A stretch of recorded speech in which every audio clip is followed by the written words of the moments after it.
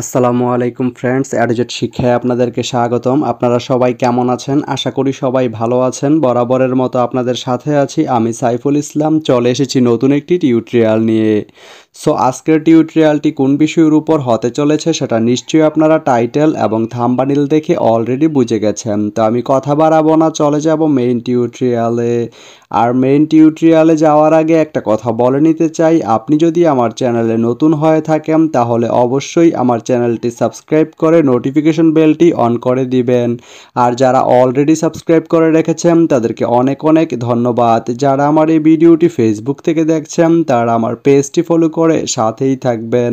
তো চলুন চলে যাই মেইন টিউটোরিয়ালে।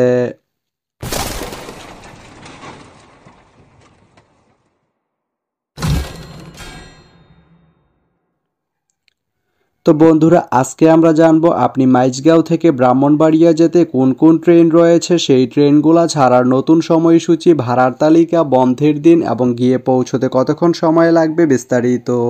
তো আমি যদি প্রথমেই আপনাদেরকে ভাড়ার তালিকাটা দেখিয়ে দেই, আপনি মাইজগাঁও থেকে ব্রাহ্মণবাড়িয়া যেতে এস চেয়ার বা শুভন চেয়ার যে সিট এর মূল্য পড়বে 230 টাকা। স্নিগ্ধা যে সিট এর মূল্য পড়বে 437 টাকা। এখন আমি যদি আপনাদেরকে ট্রেনের সময়সূচিগুলো বলে দেই, আপনি মাইজগাঁও থেকে ব্রাহ্মণবাড়িয়া যেতে প্রথমেই যে ট্রেনটি রয়েছে সেটি হচ্ছে কালনী।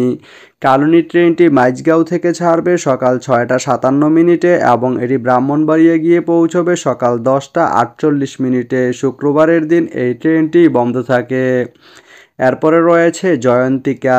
জয়ন্তিকা ট্রেনটি মাইজগাঁও থেকে ছাড়বে দুপুর 12টা 50 মিনিটে এবং এটি ব্রাহ্মণবাড়িয়া গিয়ে পৌঁছবে বিকাল 5টা 9 মিনিটে। বৃহস্পতিবারের দিন এই ট্রেনটি বন্ধ থাকে।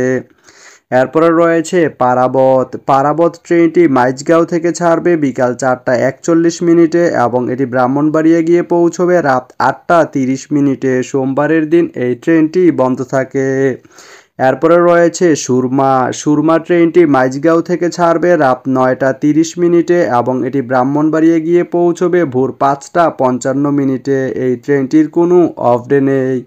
তো আপনি মাইজগাঁও থেকে ব্রাহ্মণবাড়িয়া যেতে এই 4টি ট্রেনের যে কোনো একটি ট্রেন ব্যবহার করতে পারেন। তো ভিডিওটি কেমন লাগলো অবশ্যই কমেন্ট করে জানাবেন। আর ভিডিওটি যদি ভালো লেগে থাকে বা আপনার কোনো উপকারে এসে থাকে তাহলে ভিডিওতে একটা লাইক করে দিবেন, কারণ আপনার একটা লাইক আমাকে অনেক ইন্সপায়ার করে নতুন নতুন আরও ভিডিও বানাতে।